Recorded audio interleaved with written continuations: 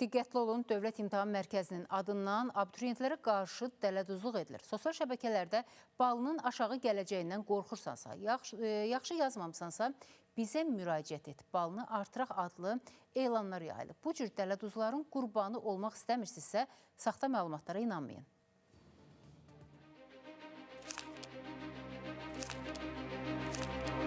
Sosial şəbəkələrdə bal artımı ilə məşğul olan səhifələr yetəri qədərdir. Bu cür elanlar əsasən imtahan nəticələrini gözləyən abituriyentlərin həyəcanından sui-istifadə etməyə yönəlib. Fırıldaqçılar güya Dövlət İmtahan Mərkəzinin məlumat bazasına birbaşa çıxış əldə etdiklərini iddia edirlər.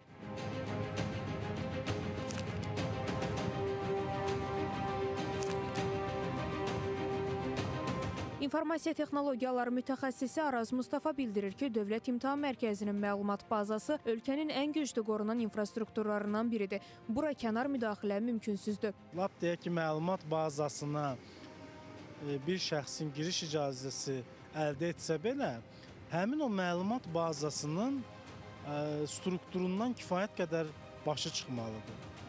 Və üstəgəl də, əgər həmin məlumat bazasını deyək ki, hansısa bir dəyişikliklər edildi, dəyişikliklər olundu, üstəgəl də bunun məlumat bazasının özünün loq idarə edilməsi var, loqların idarə edilməsi. Həmin loqlar tərəfindən bütün məlumatlar saxlanılır, hansı deyək ki, məlumatın kim tərəfindən dəyişdirilməsi müəyyən olunur.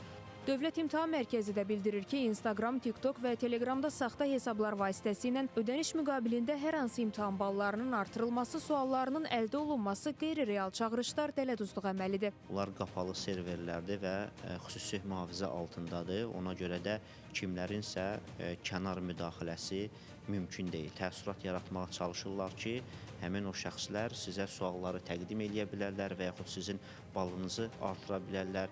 Qəti şəkildə bildirdi ki, bunlar hamısı dələduzluq faktlarıdır. Bunlara inanmaq lazım deyil. Dövlət İmtahan Mərkəzi bildirir ki, bu cür hallarla qarşılaşdıqda hüquq mühafizə orqanlarına müraciət edilməlidir. Günəş Rzayeva, Nadir Cəlilov, Fidan Səfər, Space xəbər.